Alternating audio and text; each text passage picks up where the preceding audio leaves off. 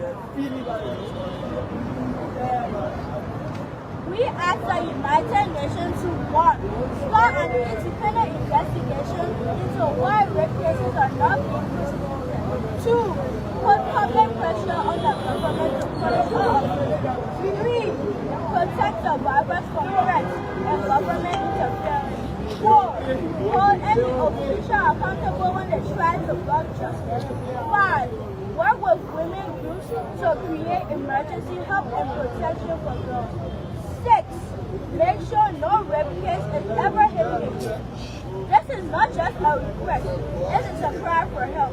Every day without action puts another child in danger. Every delay gives strength to a blow. Every silence hurts victims even more. The United Nations must act immediately, not tomorrow, not later, but now. Presented by the Women and Girls of Liberia, represented by I.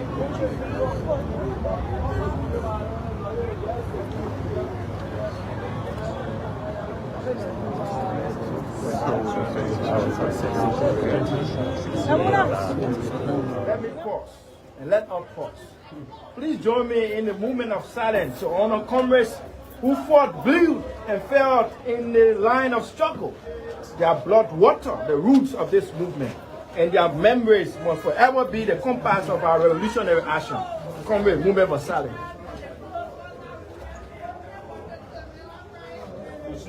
Thank you. Thank you, comrades. I'm deeply honored to stand once again on this historical palaver, a place like the Great Wall of China or the Hanging Gardens of Babylon must be recorded as one of the wonders of the world. Why do I say this? Because history is incomplete when this intellectual battlefield, this ideological command center is not recognized as one of the wonders of the world. The very place that gave Liberia her true independence. They taught us in school that Liberia became independent in 1847. They told us.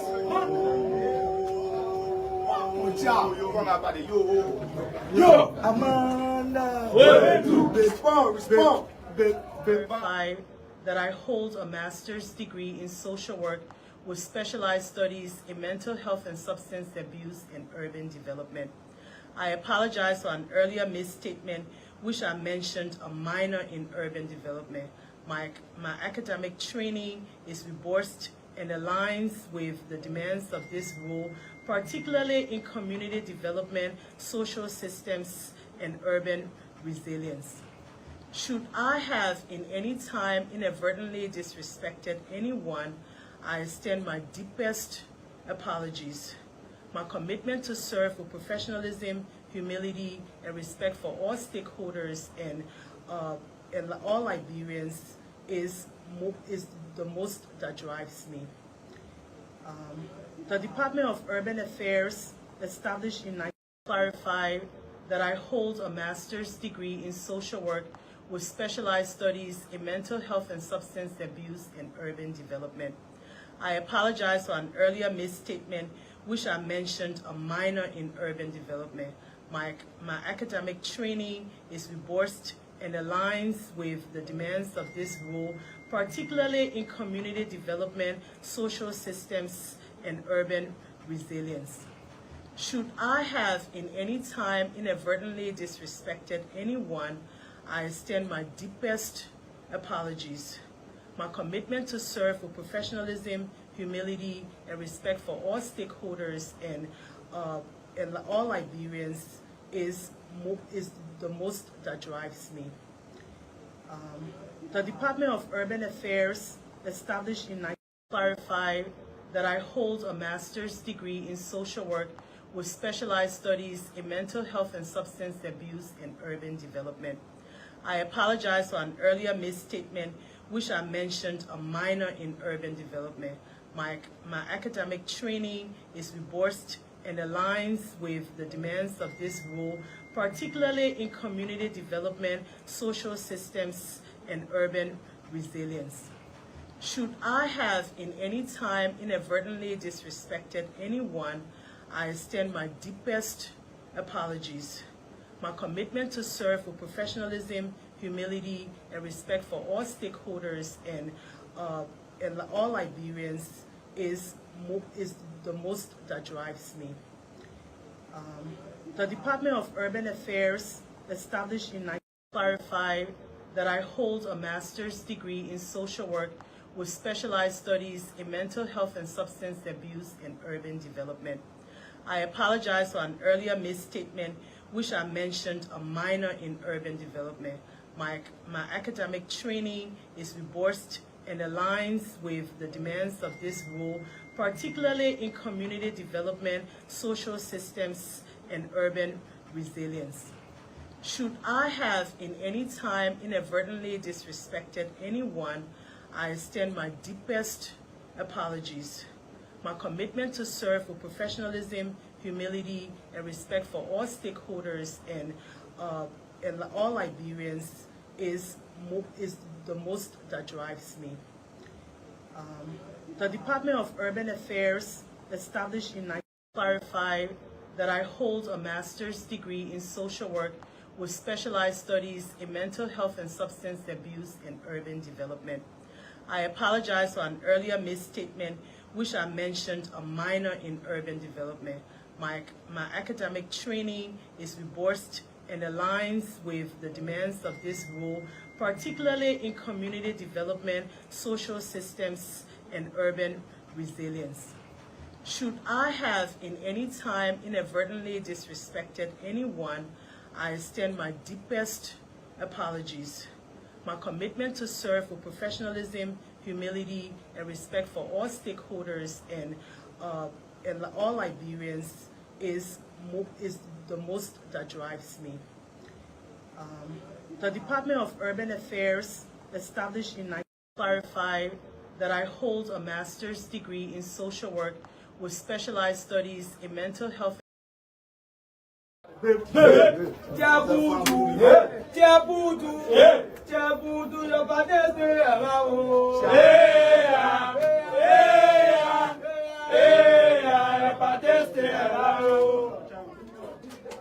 taught us in school that Liberia became independent in 1847. They told a story about a vessel called the Little Ben Affair, arrested by the British for taxes, which supposedly provoked a declaration of independence. But comrade, let us ask the necessary historical question. How can a nation claim independence when it adopted the U.S. Constitution and flew the U.S. flag for years? How can independence be declared when the supposed granting power, the United States, did not even know the independence has been claimed? How can we call it a republic when it was structured as a class-based society designed to marginalize the indigenous majority? It created a republic for few, not a nation for all. But on October 20, 1970, after more than a century of political slavery and one-party dominance,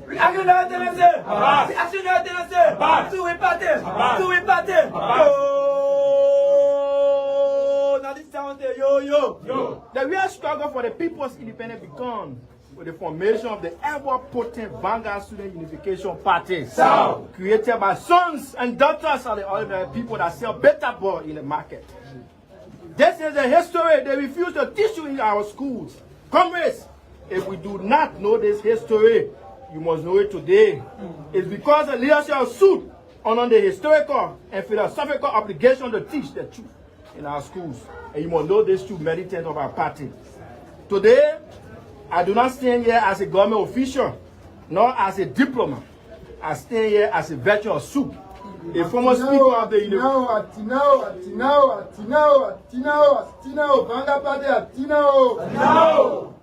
A former speaker of the University of Liberia Student Union. If you insist on seeing me as a diplomat, today, comrades, they know that I'm the radical diplomat. They know that I'm the radical lawyer.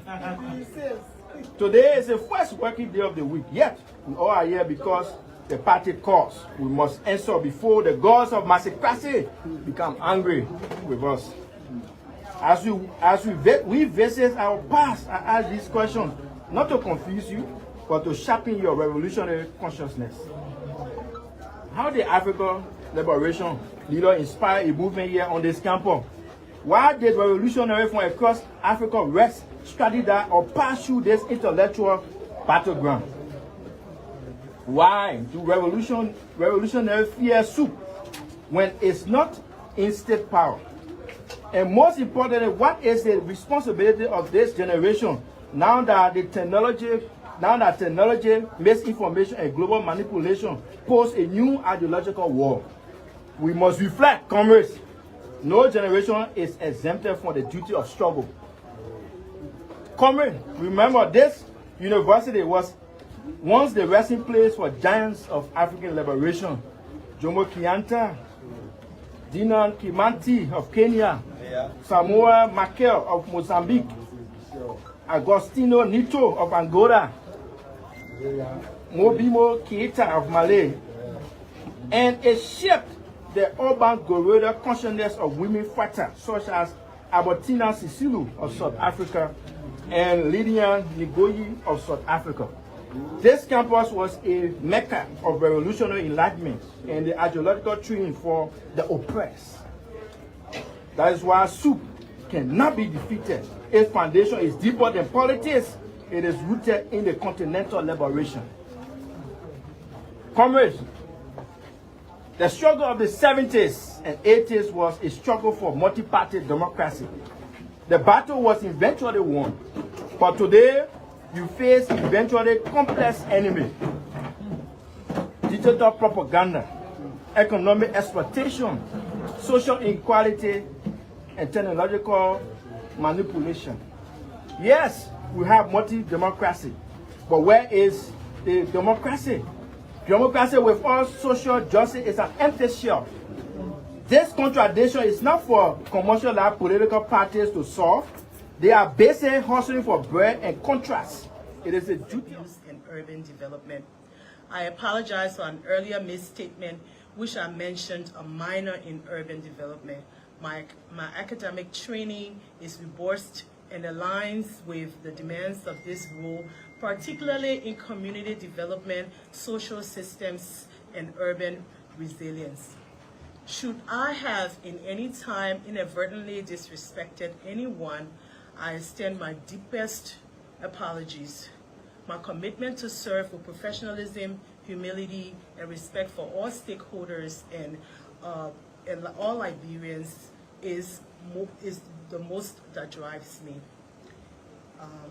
The Department of Urban Affairs, established in 1990, clarified that I hold a master's degree in social work with specialized studies in mental health and substance abuse and urban development. I apologize for an earlier misstatement, which I mentioned a minor in urban development. My academic training is robust and aligns with the demands of this role, particularly in community development, social systems, and urban resilience. Should I have in any time inadvertently disrespected anyone, I extend my deepest apologies. My commitment to serve with professionalism, humility, and respect for all stakeholders and all Liberians is the most that drives me. The Department of Urban Affairs, established in 1990, clarified that I hold a master's degree in social work with specialized studies in mental health and substance abuse and urban development. I apologize for an earlier misstatement, which I mentioned a minor in urban development. My academic training is robust and aligns with the demands of this role, particularly in community development, social systems, and urban resilience. Should I have in any time inadvertently disrespected anyone, I extend my deepest apologies. My commitment to serve with professionalism, humility, and respect for all stakeholders and all Liberians is the most that drives me. The Department of Urban Affairs, established in 1990, clarified that I hold a master's degree in social work with specialized studies in mental health and substance abuse and urban development. I apologize for an earlier misstatement, which I mentioned a minor in urban development. My academic training is robust and aligns with the demands of this role, particularly in community development, social systems, and urban resilience. Should I have in any time inadvertently disrespected anyone, I extend my deepest apologies. My commitment to serve with professionalism, humility, and respect for all stakeholders and all Liberians is the most that drives me. The Department of Urban Affairs, established in 19 clarify that I hold a master's degree in social work with specialized studies in mental health and substance abuse and urban development. I apologize for an earlier misstatement, which I mentioned a minor in urban development. My academic training is robust and aligns with the demands of this role, particularly in community development, social systems, and urban resilience. Should I have in any time inadvertently disrespected anyone, I extend my deepest apologies. My commitment to serve with professionalism, humility, and respect for all stakeholders and all Liberians is the most that drives me. The authentic voice of the oppressed since 1970 to confront these contradictions, because it is soup that speaks for our people. It is soup that the government listens to. It is soup that the masses trust. It is soup that has been the moral conscience of this nation. Because I'm not guilty, but you have to follow, right, the reading of the indictment. If you notice, two things I will point out to you. The first is the indictment is more about the 17 riot, right, and communications theory. Very little about the fire. The indictment mentions nothing that any of the lawmakers did except by generalization. But the most interesting thing about the indictment, it has a letter, right, from Kivi Bar to Honorable Dixie Sibo purporting to admit. I said this before, I will say it to you again all the time. It's common sense. That's what we use in the law. How many of you these days can write a letter and a text message, you understand? Okay. Councillor Kopa, so from the reading of the indictment, because I'm not guilty, but you have to follow, right, the reading of the indictment. If you notice, two things I will point out to you. The first is the indictment is more about the 17 riot, right, and communications theory. Very little about the fire. The indictment mentions nothing that any of the lawmakers did except by generalization. But the most interesting thing about the indictment, it has a letter, right, from Kivi Bar to Honorable Dixie Sibo purporting to admit. I said this before, I will say it to you again all the time. It's common sense. That's what we use in the law. How many of you these days can write a letter and a text message, you understand? okay. Councillor Kopa, so from the reading of the indictment, because I'm not guilty, but you have to follow, right, the reading of the indictment. If you notice, two things I will point out to you. The first is the indictment is more about the 17 riot, right, and communications theory. Very little about the fire. The indictment mentions nothing that any of the lawmakers did except by generalization. But the most interesting thing about the indictment, it has a letter, right, from Kivi Bar to Honorable Dixie Sibo purporting to admit. I said this before, I will say it to you again all the time. It's common sense. That's what we use in the law. How many of you these days can write a letter and a text message, you understand? okay. Councillor Kopa, so from the reading of the indictment, because I'm not guilty, but you have to follow, right, the reading of the indictment. If you notice, two things I will point out to you. The first is the indictment is more about the 17 riot, right, and communications theory. Very little about the fire. The indictment mentions nothing that any of the lawmakers did except by generalization. But the most interesting thing about the indictment, it has a letter, right, from Kivi Bar to Honorable Dixie Sibo purporting to admit. I said this before, I will say it to you again all the time. It's common sense. That's what we use in the law. How many of you these days can write letter and a text message, you understand? Councillor Kopa, so from the reading of the indictment, because I'm not guilty. But you have to follow, right, the reading of the indictment. If you notice, two things I will point out to you. The first is the indictment is more about the 17 riot, right, and communications theory. Very little about the fire. The indictment mentions nothing that any of the lawmakers did except by generalization. But the most interesting thing about the indictment, it has a letter, right, from Kivi Bar to Honorable Dixie Sibo purporting to admit. I said this before, I will say it to you again all the time. It's common sense. That's what we use in the law. How many of you these days can write letter and a text message, you understand? Councillor Kopa, so from the reading of the indictment, because I'm not guilty. But you have to follow, right, the reading of the indictment. If you notice, two things I will point out to you. The first is the indictment is more about the 17 riot, right, and communications theory. Very little about the fire. The indictment mentions nothing that any of the lawmakers did except by generalization. But the most interesting thing about the indictment, it has a letter, right, from Kivi Bar to Honorable Dixie Sibo purporting to admit. I said this before, I will say it to you again all the time. It's common sense. That's what we use in the law. How many of you these days can write letter and a text message, you understand? Many thanks for joining the conversation on this wonderful Tuesday morning, the 18th day in the month of November, and the year stands at 2025. So I'd like to welcome all of you to your usual breakfast info compounding program that is always fascinating, talking about issues in Liberia, Africa, and the rest of our one world. Folks, welcome to this edition. I'm Wiki Brooks, as usual. Ambassador Vice alongside, and I have with me Sakano, who controls all of the sounds and the video this morning. Watching us from across the world, we usually say good morning, good afternoon, good evening to all of you. And it's always a pleasure taking up your time.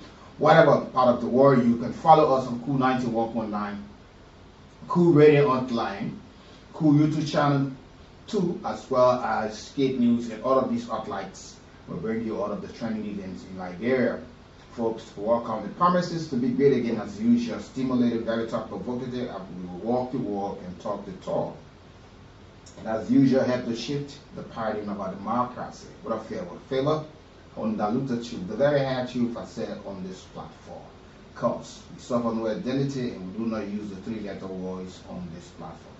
Watching, leave a comment, share as well. You will certainly be part of the conversation. So at 8 o'clock this morning, we'll pay host to the folks from the Liberia Legislative Recognition Commission.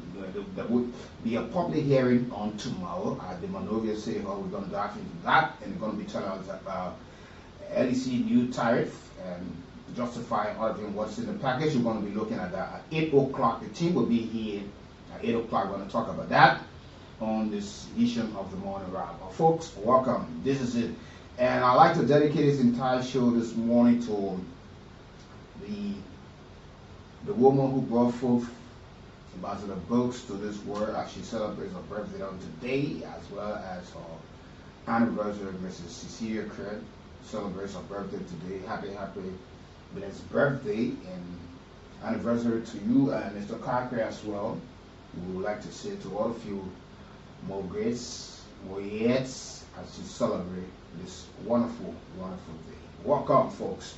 This is the People's Program, and this is the Morning Ride. You know, that's why we're playing her birthday song and anniversary song earlier. But Liberian politics is getting so interesting. But we want to look at it holistically and look at as to what extent.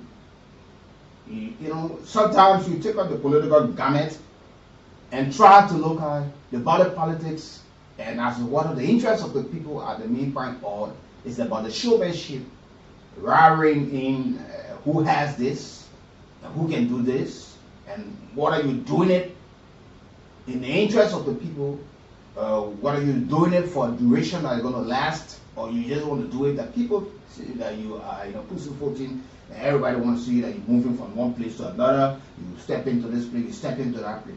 But we often hear our lawmakers or our officials in government brag about what they own, and most often it's not about what the district owns. We have listened of recent the word coming from some of our officials in government, Senator Prince Moy of Bon County, Representative Musa Asambelete, who is the political leader of the CMC. You got the vice chair as well, Marvin Kool, who also hails from Bon County, representative as well. And there have been a lot of allegations, pointing allegations about this person have taken money, ability at a certain point in time, that Honorable Moy have taken money, through the budget, serving as ways being and finance chairman at the time, deputy speaker today. He's a senator and still chairs our committee, and they are the ones who collecting all of the money. Yesterday, Senator Moy had an interview, and there were a couple of things. Some of you listened, and you listened to some of the assets from what he delivered yesterday that I played this morning. So I'm pointing finger that the people of Bon County were being denied in the last couple of years by the CMC political leader through the issue of China yield. He didn't into the petrol business for a long time, and using the storage, storage thing where China yield could not pay the corporate social responsibility fees for over 10 million. But indirectly or directly, it was to benefit. So going back to construct bridges, fix roads, and all of these things, the people of Bon County should not get mad at it. They should see it as something that he has gone back to pay back of what he deprived them of. And there is something he said about the 73 districts in Liberia, what they have gone to the World Bank and other international partners, and we're on today rectify that because there's a deadline to meet, talking about 80 plus million. The sole intent is to give 500,000 to each district, and the sole purpose to develop infrastructure, educational infrastructure, but did not say through what mean as to what the lawmakers will directly be involved. Now come to think about this. These are the two things we're going to talk about this morning. Come to think about this. Our folks in government, and sometimes also our government and the proximity to the power that be, they understand terrain management. They are crafty. They know exactly what to do. Because a lot of them own schools in the district. And some of the folks who are serving in key government positions always want to be in those positions. So they allow themselves, they go in bed with these people, and at times they deny those folks who should be directly benefiting, the beneficiaries. You walk around, you travel across Liberia, you will notice that almost all of our lawmakers or ministers and directors are involved into education. That sector heavily now resting in the private sector because people have seen the kind of money. So they have vested interest in that. So you see public schools are struggling with people who sit in government. Now, you talk about upgrading these schools. We don't want the point where when we reach, when Leeds or the PNC, and you have to go to China through them because of the interest, and you capture private schools or representative or senator school, and what will be allotted to the districts. Because 500,000 to a district, that's a lot of money, and we expect to see the impact, but not to see it. And we still see public schools. We go and change the roof and put 1 or 2 paints on them. They carry full 5 chairs, and bulk of the money go to those who control the district, go to the schools. We got history of money intended for district development that up to this date, people cannot account for it. Until we went to the local government where, they have to go through this channel, Ministry of Education, and all of these people will have to go through it. Because even folks at the Ministry of Education, a lot of them, their minister, director, assistant minister, are owners of schools. So the government, the intent might be very good, but we need a robust body that will have a full implementation that make the kind of impact that we intend to have, and not just saying these things and people clap and we still go back and see the kids sitting on the floor, and we see those who being paid heavily, the schools are the ones seriously taking chunk bulk of the money for the development. Because you will find the representative or you find the senator threatening those who are implementing in the district, capture my school. I want this one, I want to see the school upgraded, and we see public schools in the same condition.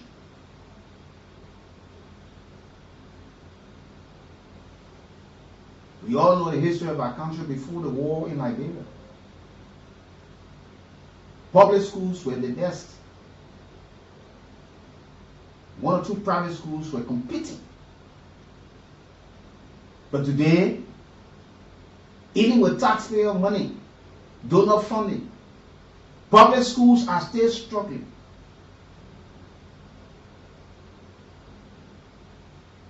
The government-owned state-run universities are struggling with even individuals who sit in government position.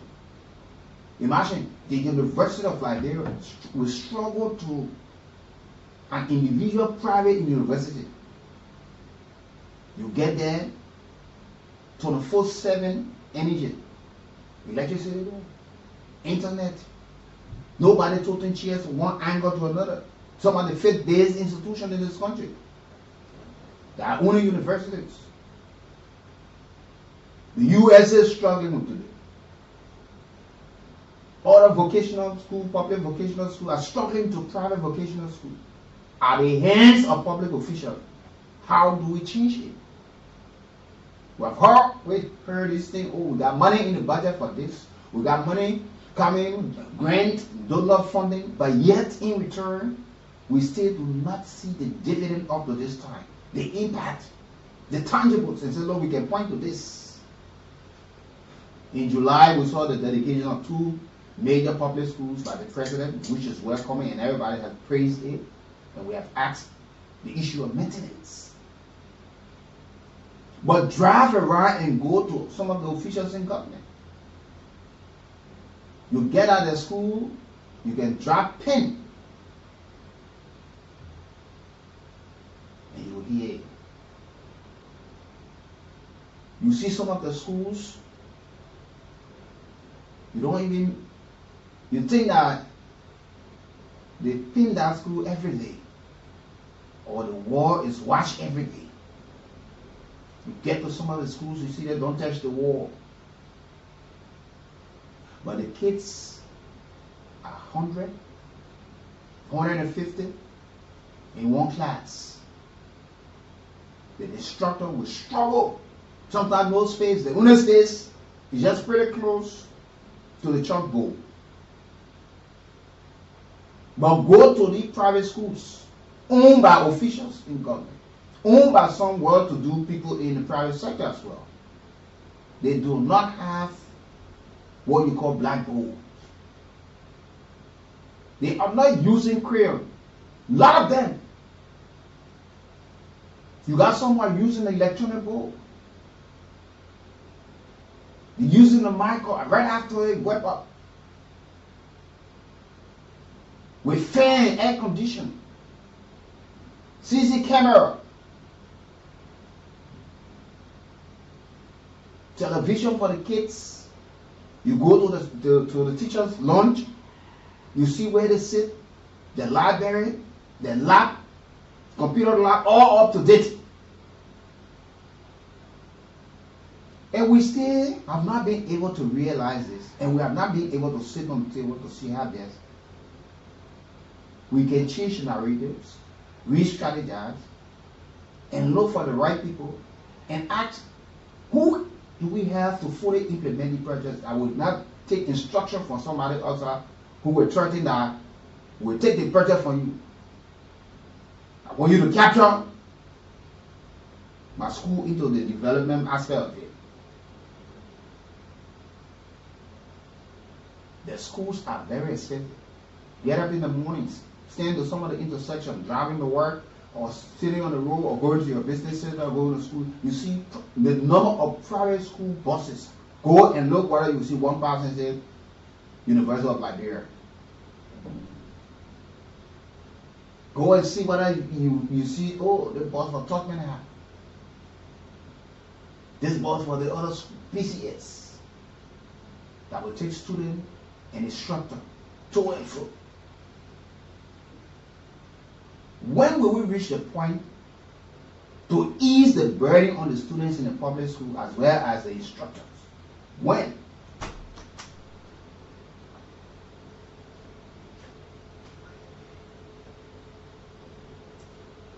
Let me take this break and be right back this morning quickly.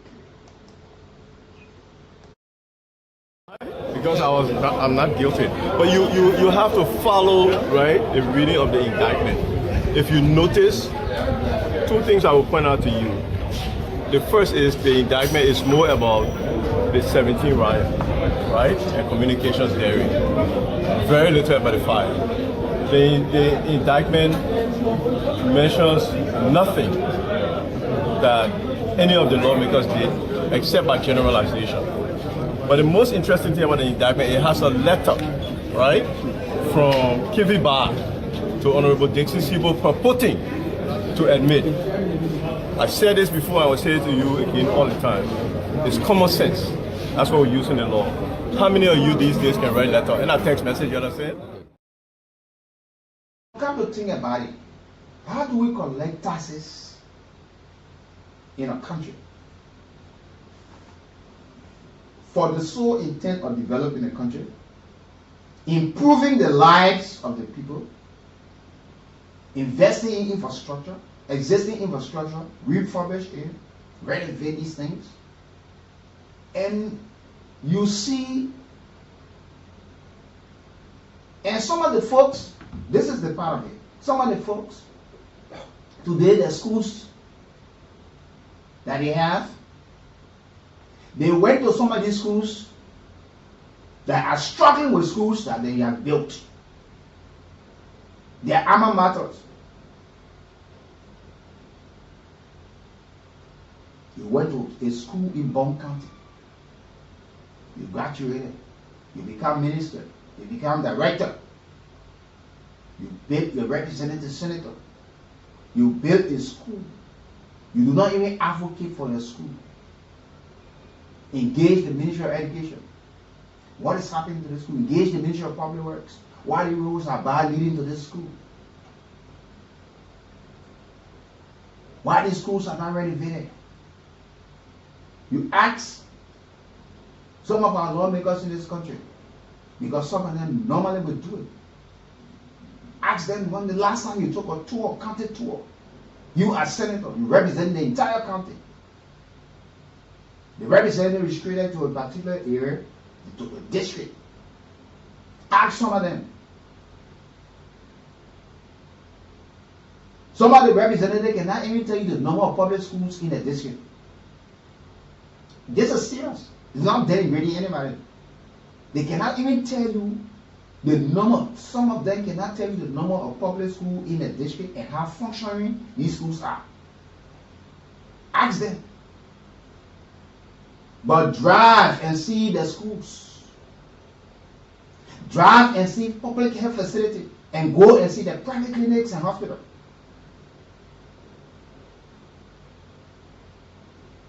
How can Liberia get developed when we are electing people of such?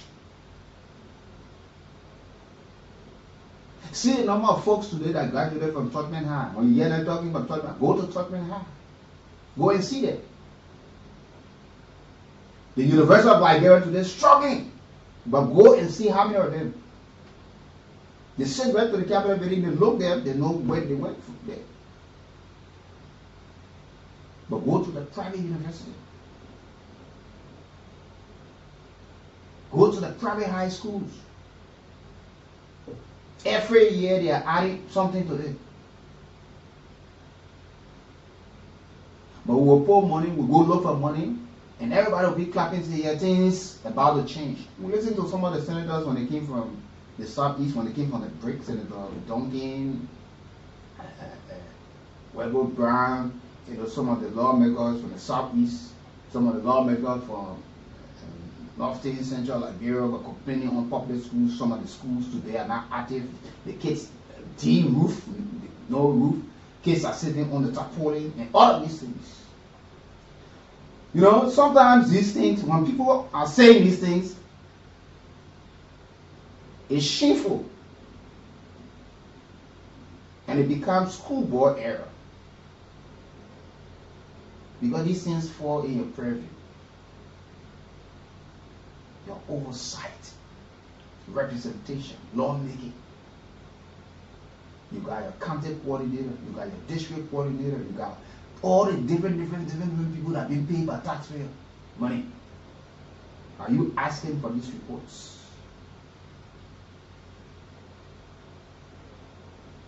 Because that should be a concern by the time the calendar year comes to an end. And before the next begin, you must have done all of your investigation and survey to know what renovation are taking place, the condition of the schools.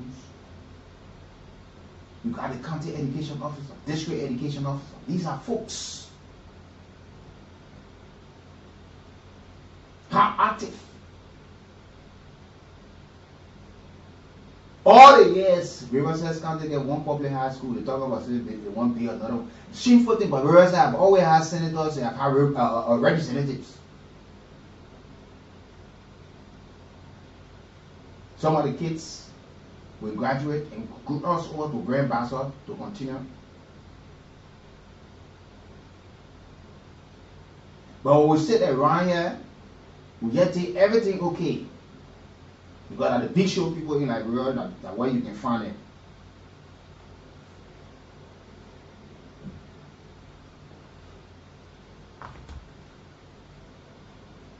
We want to see the full implementation and the impact that this will make or have in the lives of the people. And you see, we have faced this problem over the years in our country. Some of the quick impact projects in terms of politics and not wanting to give value for money. We just want to see it look so good. It's beautiful. But after a few months or year, these things collapse. To build bridge is welcoming. And to all of the lawmakers, even to government. That's why there are processes, there are channels you go through. The engineer will go to do the assessment. They got something they call soil testing. They will test the soil. But if you do not go through these things and you think you just want to go and do it, your intent might be good, but it's risky. And you might be held liable tomorrow if something goes wrong. Because if the people building bridge, the engineer will tell you the number of weight and the kind of vehicles and maybe the ton, how many kilos that bridge will have to withstand. And you look at duration, how long it's going to last before you carry on any renovation, maintenance, and how the maintenance aspects will be put into place. But if you just go and do it, and you do not consult the relevant authority, it will not be healthy for you. The people that here, they won't walk on the bridges, the motorcyclists want to pass, they want to get to the next connecting village. They are not concerned about whether they will be erased. They are concerned that you have built a bridge and they will cross over. So in construction, you have to test the soil. That's not everywhere you put everything. Because the people got to look at the water table and all. As for water during the rainy season, that bridge will be all flooded, or the force from the water. After a period of time, after 2-3 rainy season, you start to see that bridge start to have some cracks. It cracking in, breaking in. At the end of the day, the people are caught up right back into the same situation that they thought that they been rescued from. But the politics that we see in Nigeria today, the folks are competing with one another and not lifting the people out of poverty. They are competing with vehicles. But yet, they are competing with what? You see some of the lawmakers, before ascending to those positions, some ministers, let's be honest, everybody will grow, everybody will evolve, you know. But you had absolutely nothing, yes, you managed, the people saw the ability, they trusted you, and you become far richer than the district. But in your time serving, 6 years, 12 years, you only point to your schools, you point to your clinic, you point to your businesses, you point to this, you point to that, and you don't point to anything in the district. Because they are China. Nobody say go put your hands in your pocket to go and start carrying on construction. No. That's why you dare to lobby. That lobbying skill should always be in you. Meeting with your colleagues. You're discussing the budget. The local government act. You're going through the Ministry of Internal Affairs. Look, you are control this, you are control the Ministry of Education, Ministry of Public Works. These are the conditions. How do you navigate? And it becomes so easier for so many problems to be solved. Even if you went to a public health facility in your district and notice that they are short on drugs, they will ration the current, you know, the nurses, the support staff, those who are there, they're talking about gloves, they're talking about this. You know exactly the challenge to which. Ministry of Education, Ministry of Health. Why they say that this public? Because they are catering to the health of people in the district. Even some of the folks will come from other districts because they know that facility is much bigger. And it's so intense, not just because of the district, but serving Liberians and other foreign nationals. How many beds? Oh, no bed. You see pregnant women. You get that? You see people sick. People sitting in chair, taking drip. Some of the folks are taking out of the bed because of the bill. They have not been able to foot the bill, so they got them there.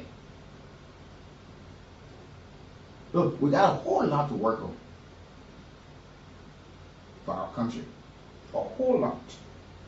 And if we are honest and united on one front, we can achieve this. So folks, like I said, at 8 o'clock, the folks from the Liberia Electricity Regulatory Commission will sit with us on the platform this morning. We will be looking at something as it relates to, there will be a hearing tomorrow, November 19th, at the Monrovia City Hall. So they are going to sit to us this morning.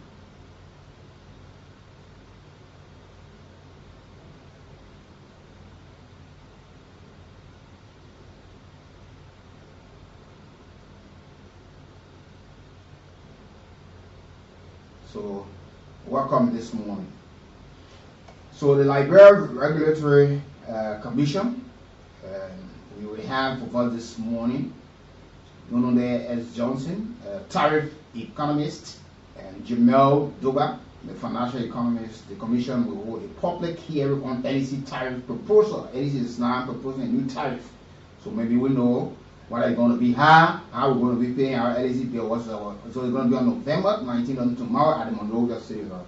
And the public hearing is about the Liberia Electricity Corporation tariff application. So they are asking that is currently before the commission.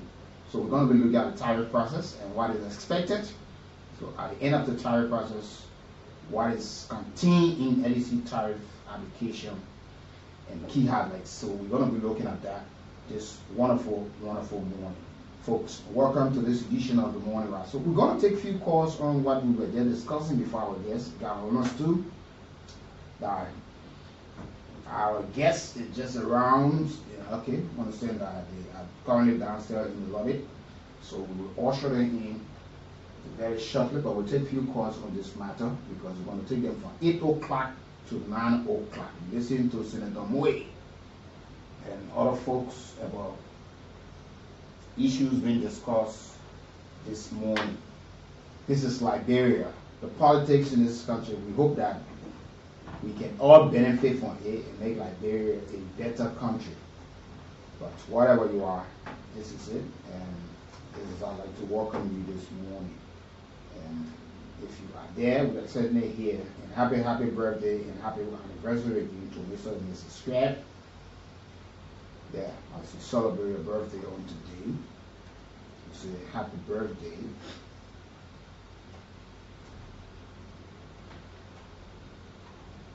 Okay. So let's hear Senator Moe here. This is something I'm so interested. Councillor Kopa, so from the reading of the indictment, because I'm not guilty. But you have to follow, right, the reading of the indictment. If you notice, two things I will point out to you. The first is the indictment is more about the 17 riot, right, and communications theory. Very little about the fire. The indictment mentions nothing that any of the lawmakers did except by generalization. But the most interesting thing about the indictment, it has a letter, right, from Kivi Bar to Honorable Dixie Sibo purporting to admit.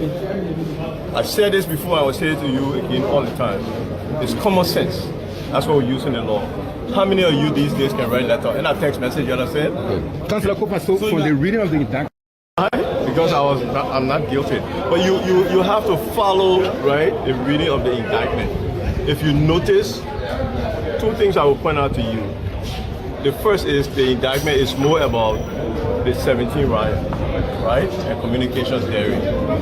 Very little about the fire. The indictment mentions nothing that any of the lawmakers did except by generalization. But the most interesting thing about the indictment, it has a letter, right, from Kivi Bar to Honorable Dixie Sibo purporting to admit. I said this before, I will say it to you again all the time. It's common sense. That's what we use in the law. How many of you these days can write letter in a text message, you understand? Councillor Kopa, so for the reading of the indictment. One political leader once declared that the struggle has ended. But within less than a year, the tear law of Talective taught him no struggle ends until contradiction ends. After World War I, at a global meeting, the Western Bloc leaders, Winston Churchill, Roosevelt, and others, each spoke for 5 to 10 minutes. Then the Eastern Bloc took the stage. Nikati spoke for 2 hours. Macedon spoke for another 2 hours.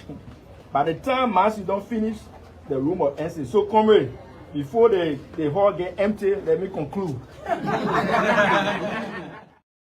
This morning, don't forget now, the Radio Entertainment Liberia Kool Cash giveaway stayed on this morning. You can win for yourself 4,000 or even more cell phone as well. You go there and play. And that *799 *11#. Play 1 time, 2 times, 2 more. Your number will pop up, and we will call your number this morning. $100 Oh, 7 cents US. So keep playing this morning and win for yourself something this morning. On the morning ride, yeah, that's *799 *11#. $100 or 7 cents. The number you could be just played, multiple times, only 2 times, 3 times, and on a Tuesday and get something for yourself this morning. So when the folks come in this morning, we will certainly have them to be part of the program this morning. But I will go for this morning. I will go for this morning on this edition of the morning ride. Manda, yo,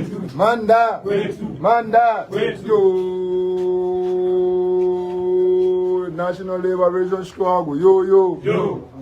Before leaving the stage, I must express my disappointment with violence that occurred last year when militants of this party wounded one another because of internal disagreement.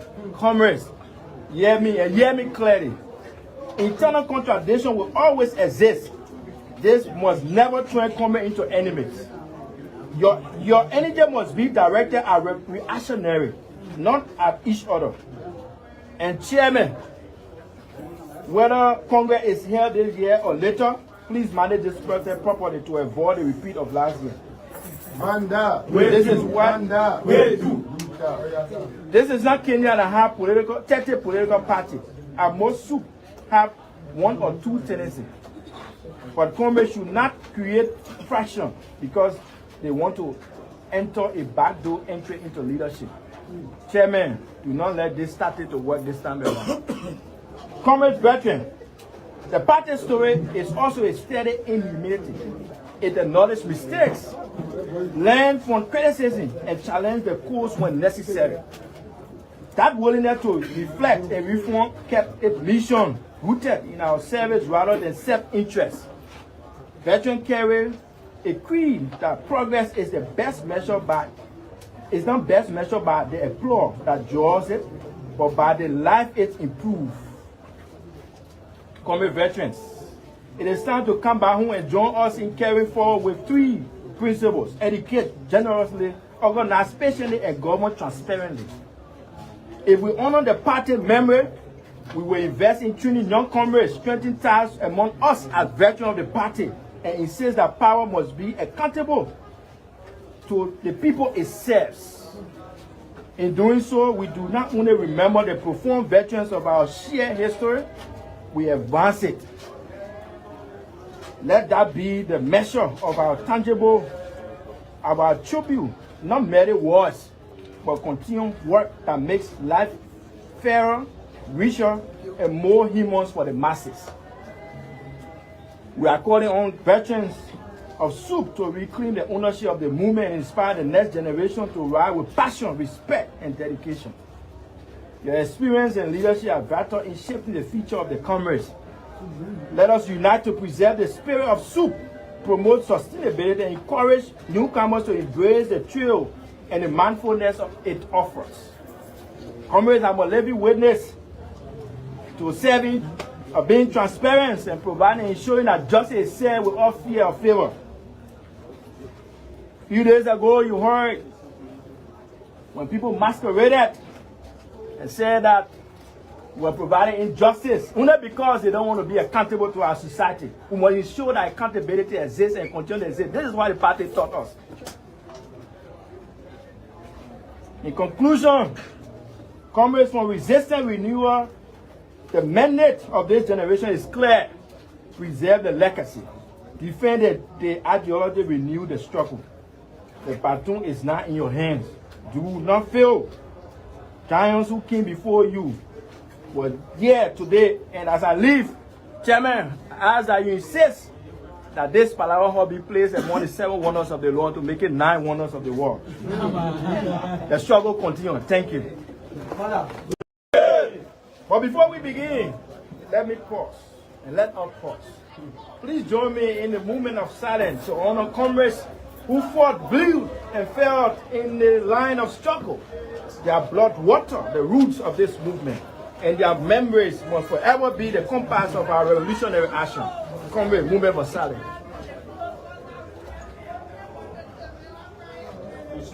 Thank you.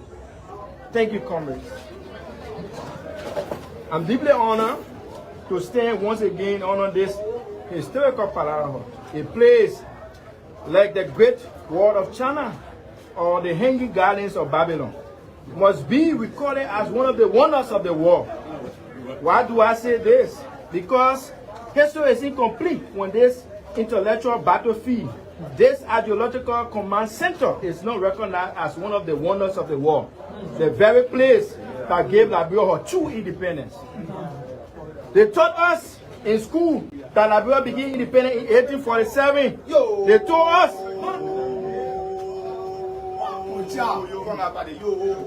Yo, Amanda. Respond.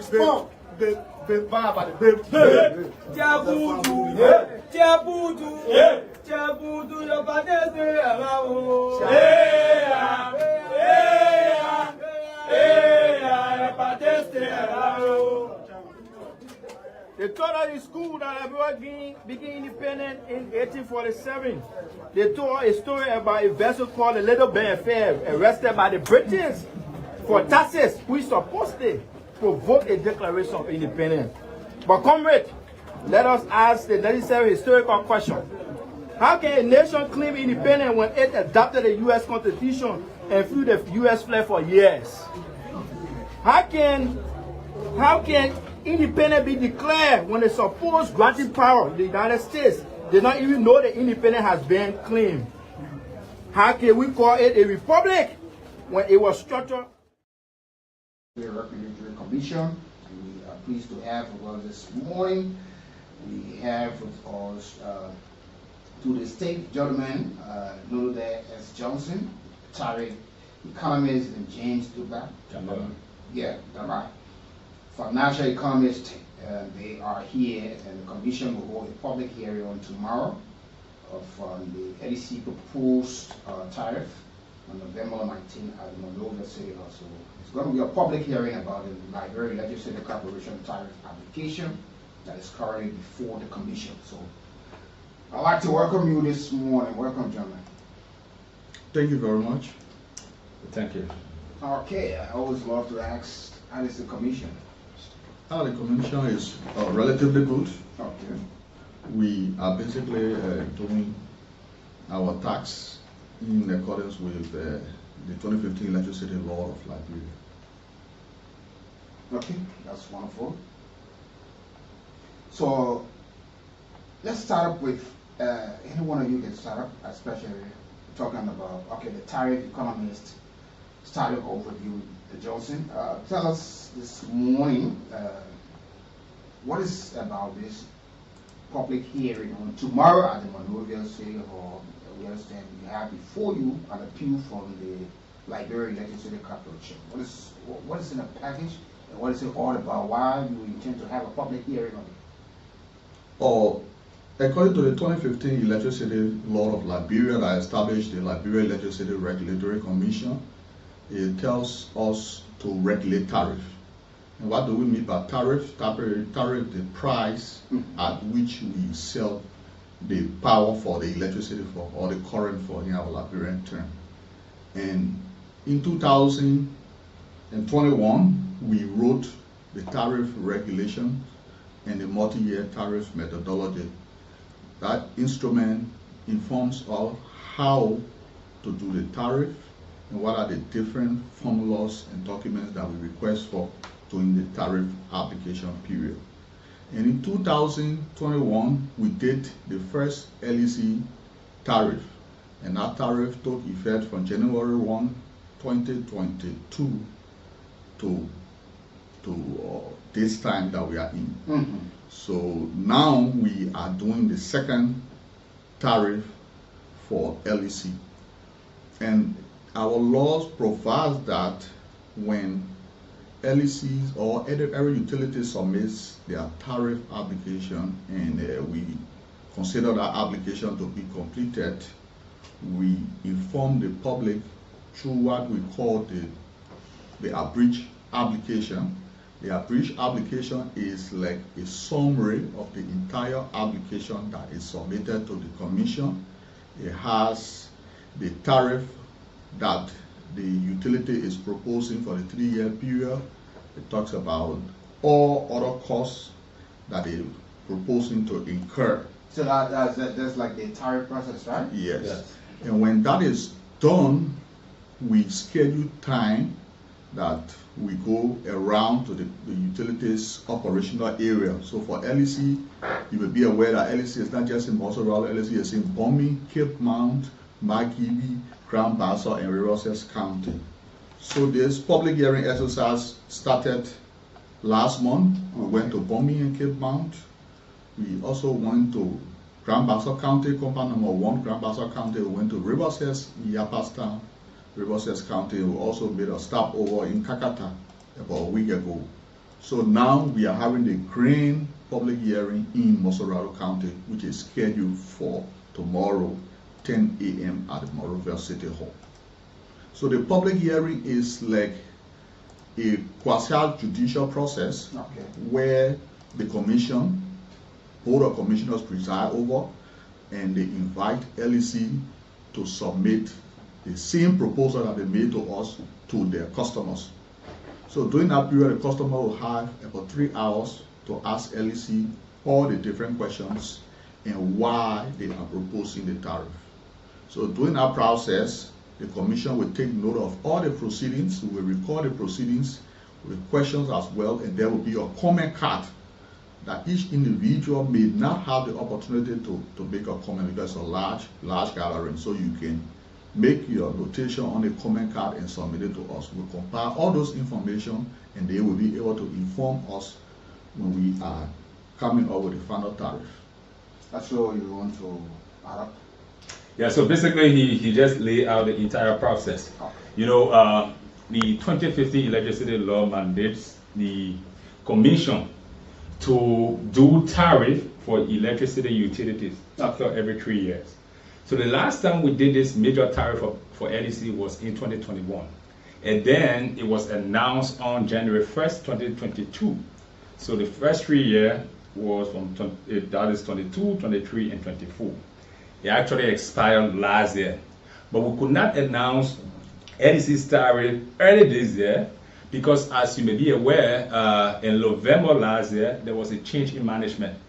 So when the management that was spearheaded by Morning Captain submitted their tariff proposal, the interim team needed to have some acquaintance with that proposal, so they withdrew it. And then early this year, the interim team was also replaced by the current team headed by Mohammed Sharif. So those administrative issues and change in management led to the delay. That's the reason we are now doing the tariff. It's actually should have been done early this year. So after the 3 years elapsed, the current tariff proposal that EDC submitted in that document, because you asked what are some of the things in the document. Yes. So in that document, EDC will basically tell the public their loss trajectory, how the utility intends to reduce its loss over the period. Because obviously, when EDC is inefficient, when losses are high, tariff will be extremely high. So one of the things they will tell you will be how they intend to reduce the losses. And what we hope to achieve in that public forum is to have various insights from people who might be engineers or not, but have vast working knowledge of the energy sector, of the electricity sector. So because that's like a brain exchange also. So they will recommend best practices that EDC could adopt in order to make energy actually affordable and reduce their losses. So the loss reduction will actually be one of the issues we'll look at. And of course, EDC has this big business plan, their capital expenditure plan, what they intend to do over the next 3 years. They're talking about investing around $253 million into the grid for grid stability and to extend the network. So these are things the public will have the opportunity to ask EDC on. Okay, so let's get to know now, because what is expected at the end of the entire tariff process? Okay. So, firstly, before we move into what is expected, we need to inform the public about the proposed tariff. Okay. So now the proposed tariff that LEC submitted to us on September 30th states like this. There's 4 categories of customers that we have. We have the social customers. These are people that don't have any appliance at home. Maybe they have a lamp or a fan, and they don't use more than 25 kilowatt hours per month. Those people are considered a social tariff. Their tariff is currently 15 cents with no fixed charge, and LEC is proposing that it should be decreased to 13 cents. So LEC is proposing a decrease on the social tariff category. Okay. And the residential tariff category, LEC proposed that it remain constant. It means that the 24 cents per kilowatt hour and the fixed charge of $2.48 per month should be constant. And the next category of customers is the non-residential customer, and their tariff is 22 cents plus fixed charge. LEC is also proposing that remains constant.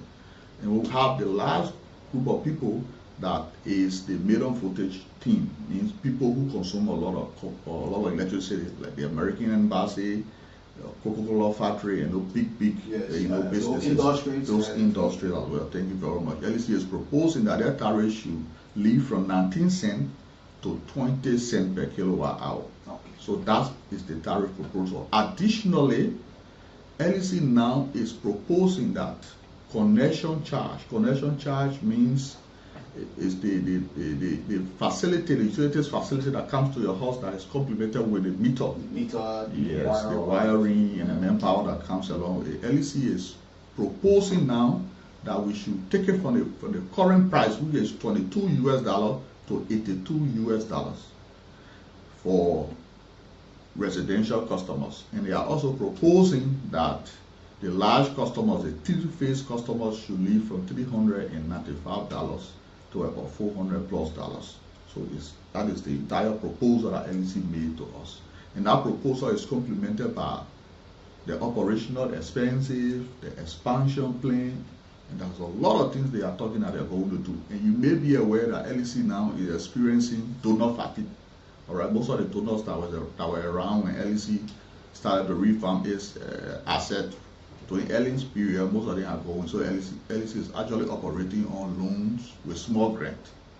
And they need to fill up most of the gap communities. You observe that some of the communities we are in, you see most of the people electrify, and another team of people not electrify. So LEC wants to close all these gap communities and increase the customer service activities within the operational areas. So all of those things are part of the application process. Okay, that's wonderful to hear this morning. And like I was asking that, so what is expected at the end of the entire process? No, what is actually expected is that the commission announces a tariff or categories of tariffs that are cost reflective. Okay. So what that means is that the 2015 electricity law mandates the commission to approve tariffs that are prudently incurred by the utility and that are cost reflective. So for example, if you have a business that is, say in this case LEC, the price that LEC charge should account for LEC's actual cost, not any cost, prudently incurred cost, and allow LEC in this case to make a reasonable margin of return, that is profit. So when we should have concluded this process, you know, the 2021 process was the very first time the electricity price, the tariff, was done scientifically. Before then, LEC was its own regulator and its own utility. So it was like the referee and a player. When the 2015 electricity law took that function away, invested it in the commission, what happened? We became the regulator.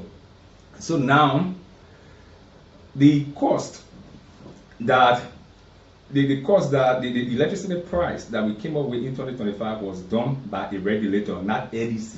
Okay. Now the way we go about doing that, we have a pricing model. We take the cost of LEC, the cost of transformer, the cost of the hydro, the cost of the thermal plant at Bush Road, the cost of the wires, the pole, everything, the vehicles, the computer. You have the asset register, complete detailed asset register. Take all the cost and place it in our formula. What do we do next? We look at the cost of what the utility is proposing to invest to meet up with the demand in the gap communities that like you talk about. We take it, we call it the CAPEX, capital expenditure cost. We take that cost also and place it in the model. And now LEC loss trajectory, what LEC tells us that it will reduce losses to over the tariff period. We take all of that, we do the calculation.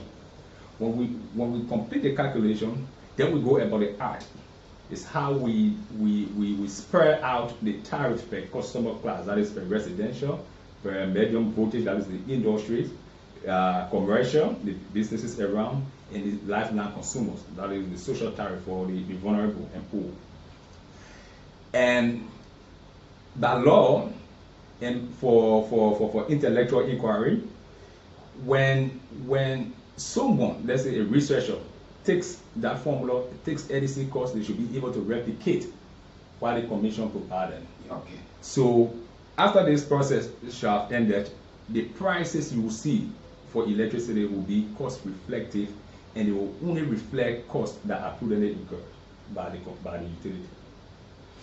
Yeah, earlier on, how you spoke about this issue, why it is true they are proposing a new tariff where you're requesting that some of the tariff based on the grade remain the same. But you also spoke about the issue of the service provider as well, because LEC also, they are in business with these people, and you want to see them part of the process that bring exchange of idea into the entire process. So it involves almost everybody, that it don't just be something that imposed just on the people. Yeah, exactly. And you look at all of these sectors. So you think this is workable? This is workable. In fact, you know, knowledge does not reside in a single mind. Sure. LEC may be the nation's premier electricity utility, but they might not have resident with them all the knowledge needed to make the power sector efficient. You might have people from outside the country who have worked in power sectors attending the public hearing. You might have engineers, you might have people from academia who understand the entire electricity grid, and they have at the tip of their fingers all the best theories for how to go about making electricity efficient. So at the public hearing, and that's one thing we actually wish for, to have much more of these very informed people there, so that they could also recommend to LEC that, oh, okay, you may reduce your loss. Okay, let's look at this other loss reduction model. Why not implement this? Let's look at this other technology. So we will have that exchange. LEC will obviously provide its proposal. Yes, she will also have the best brains and defend why exactly. It to be this way. Yeah, that intellectual discourse is something we look forward to. And then of course, people will come with their issues, some of the issues they face. So you'll be like, of course, examining LEC, like a baptism by fire, you may term that. Someone will come from the community and say, okay, well, normally the frequency of outage as set in the law should be this, but most times I think LEC surpassed that. Given the outages are recorded, you can provide that. That means that LEC is not holding up to standard. It is the place of the regulator now to nudge LEC to good behavior by keeping their foot to the fire, keeping the standards clearly, so that LEC can achieve them. Someone will kind of say, okay, well, I have this issue with LEC because LEC might. If you look at game theory, it could be in the best interest of LEC not to provide all information to the regulator, because the regulator is a referee. It might conceal some information. So now the citizens, the public, will then provide that information to the regulator, and then the regulator will be able to hold LEC by the standards that they sign onto. So the public hearing is very interesting. It's a very interesting exercise, and I will urge everyone to assemble at the city hall. I think it's First Street or Second Street. First Street. To be part of I this. was saying at 10 o'clock tomorrow. Yeah, 10 a.m. To be part of this. Yeah, one of my concerns here, because this is good, this is welcoming. To what extent have you made the public aware of such major event? Because, you know, they got a part to play. The burden of making LEC working, and your body regulatory team to hear somebody concerned, because there are folks who have a lot of concern too with LEC, how they provide the kind of services, and how you were earlier stating, you know, because we have heard a lot of complaints. The last time the folks were here again, there were calls that came, people were talking about, but they were able to set and tell them the role of the LERC and that of LEC, you know, with all of the complaints and all of these things. But I think the most focused point from all indication with the tariff is the economic side of it. Yes. So, you know, we had the other tariff hearings in the counties about a week ago. Okay. So how did it go? Oh, they were very exceptional. Okay. People came. You have people in attendance? Yes, huge number of people. You can go on our Facebook page and you will see most of the photos and the recordings are there. Okay. They were well attended. So for Mosorado, we have been involved into the rigorous public safety campaign. We were able to invite the entire Mosorado Legislative Caucus, the local government of Mosorado too. We have invited them. We had the opportunity to go and visit the various university campuses, and we invited the student leadership. We also invited people from the technical departments, students from the technical departments, from the economic department and the accounting department as well. We had the opportunity to invite a lot of community leaders. Yeah, so we took all the time, visited the communities, identified the leaders, and invited them as well. So they will be coming with the community's concern to the public hearing, and they will be going back and they'll be informing that community to how the public hearing went on. So it's a rigorous program. We are also doing radio talk show. We are doing the talk show here now this afternoon. Our colleagues will be appearing on the OK and so talk show. Yeah, and we are also using ELBC as well. Okay. So it's a whole lot of issues that's going on now. I want to know something as it relates to the entire process. Is it by law, or when LEC encounters some financial problem, is it anytime they run to you and propose tariff? No, it does not work like that. All right. Our regulation says the tariff should be done every 3 years. Okay. But we have what we call manner review. Okay. So the manner review is done once a year. So for instance, LEC can trigger the manner review and the commission can trigger the manner review. For instance, the revenue requirement means the total amount of money that LEC should receive through the sales of the electricity and connection fees. If that revenue requirement that we are going to be proposing in the tariff, if the revenue requirement is not met, LEC has the right to come back to us every year and say, look, our revenue requirement is not being met because of XYZ. Then we can reopen. Additionally, if we, the regulator, looks at LEC is going to make a monthly and quarterly report to us. If we look at their revenue